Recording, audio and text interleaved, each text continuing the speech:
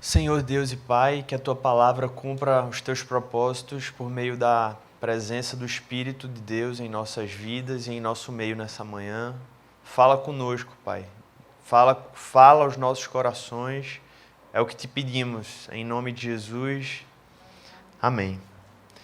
Quem era Filipe, meus irmãos? Filipe, um dos primeiros relatos está lá em Atos 6, onde a Bíblia relata que a igreja estava crescendo e um problema surgiu, que era o fato das viúvas estarem sendo negligenciadas. Elas não estavam sendo assistidas como deveriam ser, em razão das necessidades que elas tinham.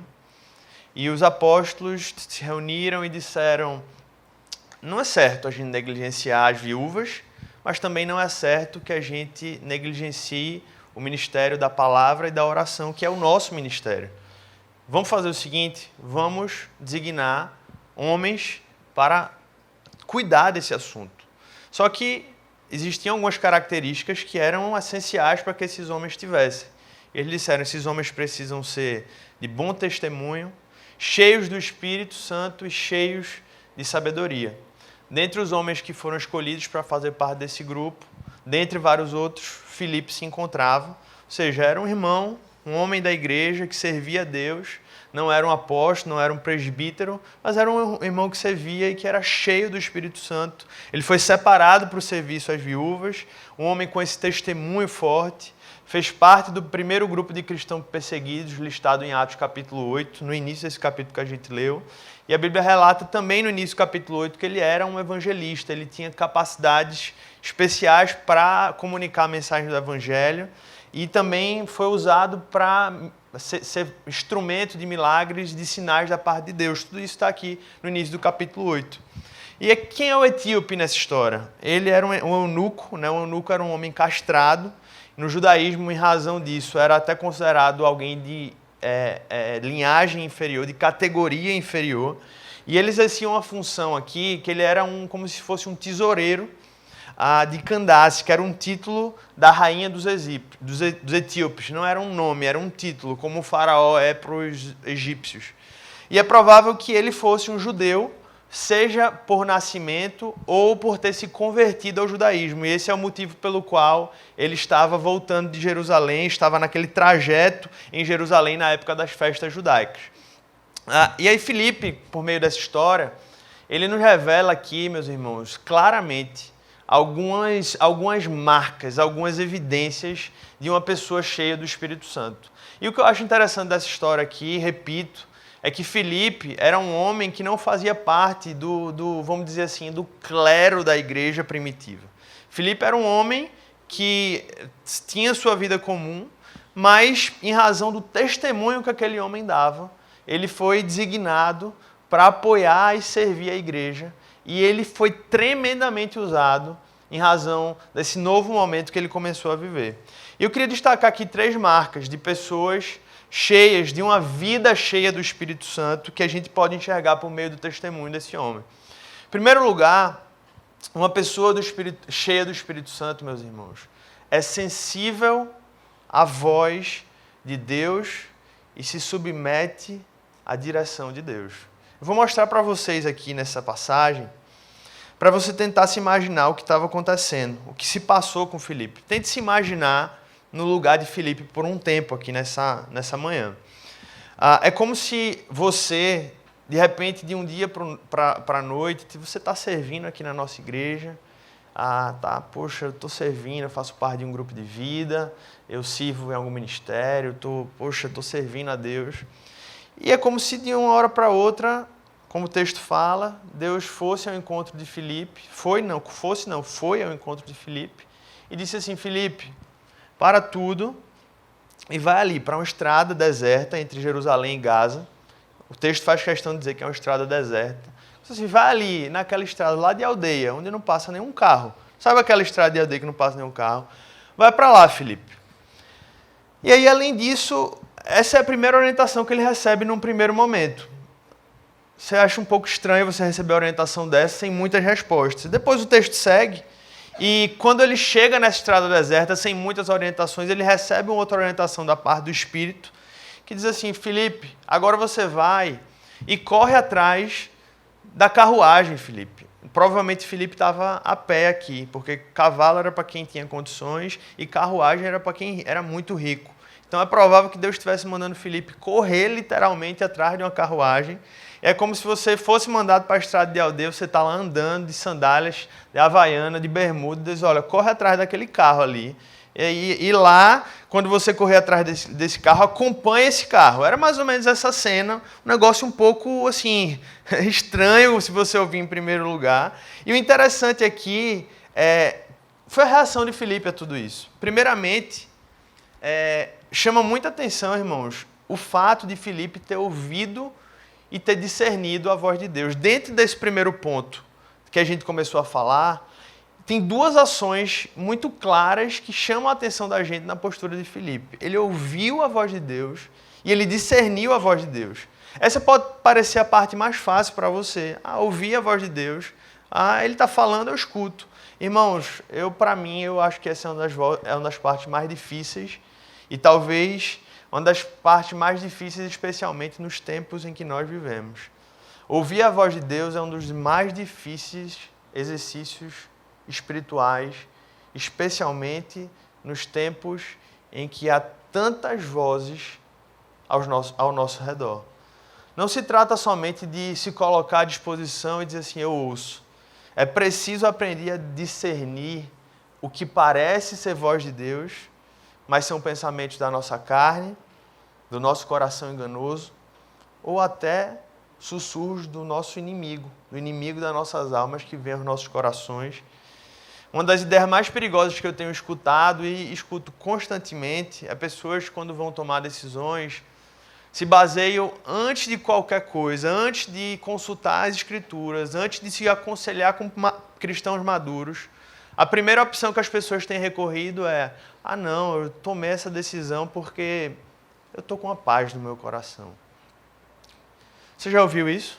Eu estou sentindo uma paz. Eu creio que a paz de Cristo, que excede todo entendimento, é uma das evidências da voz de Deus. Mas ela deveria estar depois da Escritura, depois de pessoas com conselhos bíblicos saudáveis e maduros para as nossas vidas. Porque, meus irmãos, a verdade verdadeira, sendo redundante aqui, é que a paz que está em seu coração, em nosso coração, em muitos momentos pode ser uma falsa paz criada pelas nossas faculdades mentais para justificar aquilo que nós queremos fazer ou viver. A paz que está em nosso coração, biblicamente falando, ela só vai ser verdadeira se ela estiver de acordo com a palavra de Deus. Eu escuto pessoas falarem, eu estou muito em paz com isso. E quando você vai ver a paz que ela está sentindo, não tem nada a ver com o que a Bíblia fala. Você diz, isso é uma paz de Satanás, ou não é? É uma paz que Satanás coloca, como é a falsa alegria que Satanás coloca nas pessoas que vão para o carnaval e dizem, isso é minha alegria, isso é tudo que eu tenho. É uma falsa alegria. Então, irmãos, para a gente discernir a voz do Espírito Santo em meio a um mundo tão agitado, é preciso estar vivendo um relacionamento vivo com Deus, e é por isso que eu repito, isso não é fácil, isso é uma tarefa desafiadora, que demanda dedicação, demanda renúncia. E uma frase que eu sempre falo, que sempre falou comigo, de Tozer, que diz assim, Deus não se curvou à nossa pressa nervosa, nem adotou os métodos da nossa era imediatista. O homem que deseja conhecer a Deus precisa dedicar-lhe tempo e muito tempo. Essa frase ela é uma luva para os nossos dias. Uma luva para os nossos dias, porque Filipe não alcançou esse nível de intimidade, de ouvir e discernir a voz de Deus por osmose, meus irmãos. Sem dúvidas, Filipe dedicava tempo à oração, Filipe dedicava tempo às Escrituras, Filipe se dedicava ao serviço, Filipe se dedicava à comunhão com pessoas que faziam a sua fé crescer. Provavelmente aquele grupo dos 7 diáconos era um grupo que Filipe se encontrava com certa frequência. E o problema, irmãos, é que a gente quer ter intimidade com Deus sem investir tempo e energia para esse propósito. Isso não existe em nenhuma outra área da vida. A gente não ganha dinheiro sem trabalhar, a gente não vê a plantação crescer sem plantar e regar. E como a gente quer ter vida com Deus sem investir tempo nisso? Temos vivido uma época que não temos mais tempo de sobra. Isso é para todo mundo, não é para só algumas pessoas. E, irmãos, investir o tempo com sabedoria glorifica a Deus, meus irmãos. Investir o tempo com sabedoria nos permite priorizar o que deve ser prioridade, inclusive para priorizar o nosso relacionamento com Deus e com pessoas de Deus na nossa vida. Jonathan Edwards, um dos maiores pregadores da história da igreja, ao escrever suas resoluções de vida aos 20 anos de idade, uma das suas resoluções foi essa, dizendo assim: eu decidi nunca perder um só momento de tempo, mas sim tirar proveito dele da maneira mais proveitosa que eu puder. Se a gente não viver dessa forma, irmãos, a gente vai viver uma espiritualidade medíocre, em que Deus não passará de um belo conceito em nossas vidas e vai deixar de ser uma pessoa que age, que fala e que se relaciona conosco. Charles Spurgeon, ao falar desse drama que nós vivemos, ele se perguntou por que alguns cristãos, apesar de ouvirem 1000 bons sermões, não têm avanço na vida espiritual. Fala sério, tem gente que está congregando em igrejas com pregadores incríveis, usados pelo Senhor, e se diz a pessoa não avança na vida, a vida da pessoa não muda. E ele respondeu, porque elas negligenciam sua obrigação, seu quarto fechado, a solidão com Deus, eles não meditam no que ouviram, eles amam o trigo, mas não moê-lo, eles teriam milho, mas eles não irão ao campo colhê-lo, o fruto está pendurado, mas eles não vão estender a mão, a água está fluindo em seus pés, mas eles não vão se inclinar para beber, irão reclamar porque os outros não fazem isso para eles, de tal loucura, livrai-nos, ó Deus. É como ele termina essa oração. E a segunda coisa interessante dentro dessa ação de Filipe, irmãos, é que ele não só ouviu e discerniu bem a voz de Deus, mas ele pôs em prática o que Deus estava pedindo para ele fazer. Porque fala sério, gente. Pense comigo, Filipe poderia ter inventado 1000 desculpas para não fazer aquilo que ele tinha ouvido da parte de Deus. E se ouvir e discernir é algo fundamental, executar aquilo que a gente ouviu também é. Filipe poderia ter dito: Senhor, o que é que eu vou fazer na estrada deserta, Pai? Senhor, eu tenho muitas viúvas para atender hoje. O Senhor não me chamou para ser diácono? Eu estou com várias viúvas aqui para atender. Senhor, como é que eu vou correr ao lado de uma carruagem? Eu correndo do lado de uma carruagem. Imagina a cena, né? Ele correndo e Deus diz: corre e acompanha essa carruagem. Será que ele estava treinando para a maratona, César? É um bom treinamento esse. Senhor, como eu vou falar com esse homem rico? Porque o etíope era um homem rico. Esse homem não vai nem me dar ouvido, Senhor. Um homem aqui, um diácono, correndo atrás de uma carruagem e falando com o etíope. Que cena insana para aquele homem. E ele poderia ter dito: Senhor, eu acho que eu estou ouvindo outra coisa, não estou ouvindo a tua voz. Irmãos, ouvir e discernir a direção de Deus em um mundo cheio de vozes é somente o primeiro passo. Porque o segundo é abafar todas as outras vozes que incessantemente vão se levantar para tentar você acreditar ou desacreditar, melhor dizendo, no que Deus tem te chamado para fazer. Porque depois que Deus fala, começam a surgir várias outras vozes dizendo: não foi isso que Deus disse. Foi realmente isso que Deus disse a Adão e Eva. Não comam, porque se vocês comerem, vocês vão morrer. Não comam do fruto.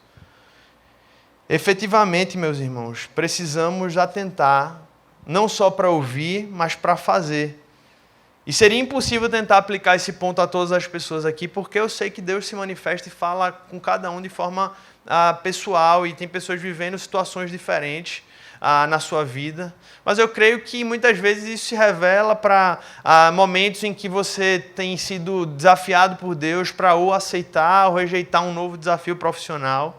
E muitos têm adiado decisões de um lado ou de outro, exatamente pelo receio das mudanças, mas Deus falou, e aí depois você: não, Deus não falou mais, eu não sei se é isso, eu não sei se é aquilo. Para outros isso tem a ver com a necessidade de liberar perdão ou de buscar restauração entre relacionamentos. E você tem empurrado isso com a barriga durante meses, talvez em razão de um orgulho, de um medo. E você sabe que se você parar para pensar, Deus já disse: perdoa essa pessoa. busca a restauração de relacionamento com essa pessoa. Para outros, isso tem a ver com um chamado de Deus para um serviço, para se envolver de alguma maneira no reino. E você tem dito, não, Senhor, não é o momento. Não é o momento. Só que o problema é que não é que você que diz qual é o momento. É o Senhor que diz qual é o momento em nossas vidas. Alguns têm ouvido da parte de Deus, em algum tempo, de diversas formas, que tem relacionamentos que você está vivendo que não tem nada a ver com o reino. Aquela pessoa não tem nada a ver com o que Deus quer para a tua vida e você insiste naquilo, e usando justificativas vazias para manter aquele posicionamento. Irmãos, a lista seria enorme, mas eu oro para que o Senhor nos ajude, assim como Filipe, a discernir, ouvir e executar aquilo que Deus tem falado em nossas vidas, porque essa é uma marca de uma pessoa cheia do Espírito Santo de Deus. Uma outra marca, segunda marca, é que uma pessoa cheia do Espírito Santo, ela não perde a oportunidade de falar do Evangelho de Jesus. Filipe não titubeou ao falar de Jesus, ao perceber que Deus tinha colocado ele nesse momento, por mais exótico que tenha sido. Curioso que Filipe, um pouco antes no relato de Atos, tinha pregado para multidões. Multidões. Billy Graham, no estádio cheio, pessoas ouvindo e se convertendo. E agora Deus tinha mandado ele para o meio de uma estrada deserta para pregar somente para um homem, que era inclusive menosprezado pela cultura judaica. E sabe o que Deus nos ensina com isso? Deus nos ensina que uma vida vale todo investimento. Todo investimento. Talvez você tenha se dedicado nos últimos anos a cuidar de uma pessoa, ou cuidar da sua família. E isso talvez já seja tudo que Deus esteja requerendo de você nesse momento. Porque de nada adianta ganhar o mundo e perder a sua casa, né? Fazendo um paralelo, ganhar o mundo e perder a sua vida. Se você tem investido em evangelizar alguém por um tempo, não desiste não, meu irmão. Não desista não, minha irmã. Continue pregando, orando para essa pessoa. Deus se importa com ela. O evangelho precisa alcançá-la. O evangelho são as boas novas de Jesus. E como toda boa notícia, nós precisamos dizer assim, por que de repente eu não estou sentindo mais aquela alegria que um dia eu já senti de falar sobre isso? Lembro quando Tati ficou grávida, algumas pessoas, a primeira coisa que perguntavam, e aí, eu já posso contar? A gente já pode divulgar? E lembrando disso, eu lembro, poxa, porque muitas vezes a mensagem do Evangelho que é tão mais importante do que uma gravidez, afinal, uma gravidez seria um desastre para aquelas pessoas que não entendem o Evangelho, porque você colocar uma pessoa no mundo, para viver no mundo mal, sem a esperança da glória, veja, é um negócio até que Deus dá uma graça ali, mas se a gravidez está muito atrás da mensagem do Evangelho, do que Deus promete por meio da mensagem do Evangelho. Sem a mensagem do Evangelho, a notícia de uma gravidez seria péssima, porque significaria uma pessoa vivendo em um mundo sem esperança, sem propósito e sem futuro. E o Evangelho é a boa notícia de que em um mundo todos são pecadores, inimigos de Deus, e agora Jesus se fez homem, veio ao mundo, morreu, pagou o preço pelo pecado no meu e no seu lugar, ressuscitou, venceu a morte em nosso lugar, e agora por meio dessa vitória revelou que ele tem autoridade sobre o mundo, sobre o inimigo e sobre a morte. E nos dá uma esperança de que todo aquele que nele crê tem a promessa do perdão dos pecados e de uma vida eterna na glória. E que notícia maravilhosa, meus irmãos, no mundo em que pessoas têm tirado suas vidas semana após semana.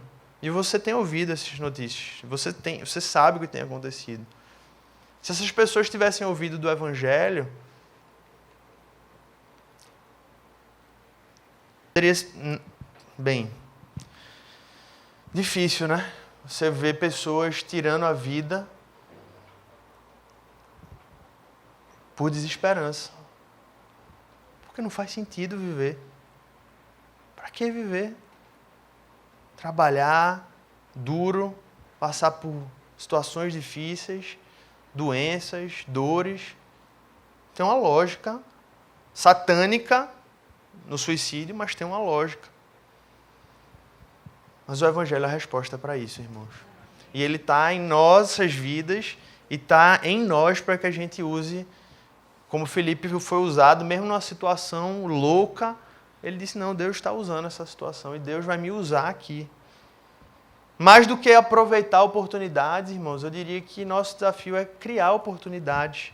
Eu lembro de um amigo americano que ele saía, quando eu morei lá, isso me marcou até hoje, porque todo dia ele saía com a quantidade de bíblias e de livros, e ele tinha uma meta de distribuir aqueles livros, todos os dias. A gente tem meta no trabalho, a gente tem meta em casa, e ele saía com a meta, ele botava no carro, hoje eu tenho que distribuir 10 bíblias.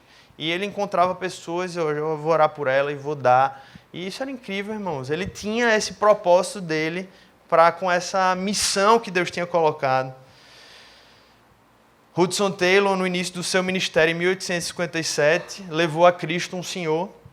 E um dia esse senhor voltou para ele perguntando: há quanto tempo vocês conhecem o Evangelho na Inglaterra? E Taylor respondeu: há muitos anos. Com profundo sentimento, aquele homem retrucou: meu pai morreu sem conhecer o Evangelho. Por que vocês não vieram antes? Foi essa pergunta que ele fez para aquele missionário. Então eu creio, irmãos, que se nós estamos com esse amor pelos perdidos apagado, a gente precisa de um autoexame, de um arrependimento, porque tem pessoas que, assim como o eunuco perguntou para Filipe, estão dizendo assim lá fora: como eu posso entender se alguém não me explicar? As pessoas estão perguntando isso aí fora. Como eu posso entender se alguém não me explicar? É tudo isso que elas estão perguntando. E é só isso que elas estão perguntando. E esse último ponto, irmãos, que eu vou falar, tem tudo a ver com isso. É uma continuação. Porque uma pessoa cheia do Espírito, ela entende o sacerdócio universal. Ela entende o seu papel no reino. Porque diante disso muitas pessoas dizem: eu não sou capaz, isso é para cristãos diferenciados, isso é para pastores, é para líderes. Irmãos, a verdade é que por si só somos incapazes, todos somos, mas por meio do Espírito, você não só pode, mas você deve viver esse chamado de Deus para a sua vida. Isso não é reservado para a elite espiritual, isso não é bíblico. Lutero, ao falar sobre essa doutrina, enumerou alguns direitos que pertenciam a toda a igreja, e um deles era pregar a palavra de Deus, orar pelos outros, julgar a doutrina. Isso é um chamado de Deus para nossas vidas. E Filipe, que nem conheceu Lutero e viveu bem antes dele, já entendia isso, já vivia isso. Filipe não era um dos 12 superapóstolos, era um crente que havia se colocado à disposição para servir a Deus. E como Filipe foi usado. Filipe entendia que ele também havia se revestido com o poder do Espírito Santo, e por isso ele não só podia, mas ele deveria levar pessoas, batizar pessoas, em nome do Pai, do Filho e do Espírito Santo. Imagina se quando o eunuco tivesse dito assim: Filipe, me ajuda a entender aqui o livro de Isaías. Filipe dizia: olha, vamos fazer o seguinte, na quarta-feira, Pedro tem um gabinete lá em Jerusalém. Vamos marcar lá? Aí você vai lá no gabinete e você vai resolver isso e lá vai dar certo. Irmãos, o eunuco etíope provavelmente nunca mais nem voltou em Jerusalém. Ele era de um outro país. Talvez foi uma das únicas oportunidades que ele teve de ir a Jerusalém para comemorar uma festa judaica. Muitas vezes, pelo nosso medo, pelo nosso temor, temos deixado de cumprir o nosso papel como cristão em várias áreas de nossa vida. Pais que se esqueceram disso e acham que o papel de educar os seus filhos nos caminhos do Senhor é da igreja. Como é que uma igreja vai educar os filhos? A igreja é um parceiro, assim como a escola é uma parceira. A igreja ajuda, mas o papel é dos pais, que estão com os filhos 24 horas por dia, ou não 24, mas boa parte do tempo.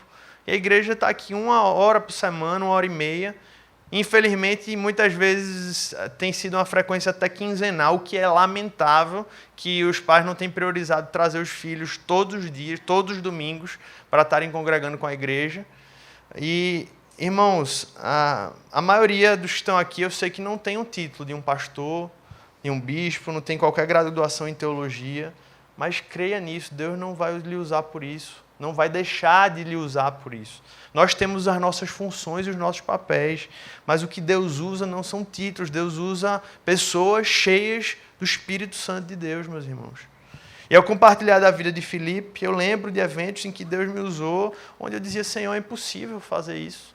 É impossível começar um intervalo bíblico numa faculdade pagã, idólatra, onde não tem nenhum cristão que eu conheço. É impossível viver isso. E aí Deus vai e faz coisas que você diz assim, Senhor, é só o Senhor que poderia ter feito isso. E Deus quer fazer isso. Deus está fazendo isso na vida de vocês aqui. Deus está usando a vida da igreja. Deus quer continuar usando e fazendo esse reino de sacerdotes para te usar no teu trabalho, na tua escola, na faculdade, na tua casa. E a única coisa que Ele pede é seja daquele jeito. Ele só pede duas coisas, meus irmãos. Esteja sensível à direção do Espírito Santo. Tenha discernimento em relação à direção do Espírito Santo. Ouça a direção do Espírito Santo e a partir que você ouvir, confie nessa direção e faça o que Ele tem pedido para fazer. E quando isso for vivido, irmãos, você vai ver o poder de Deus se manifestar em sua vida.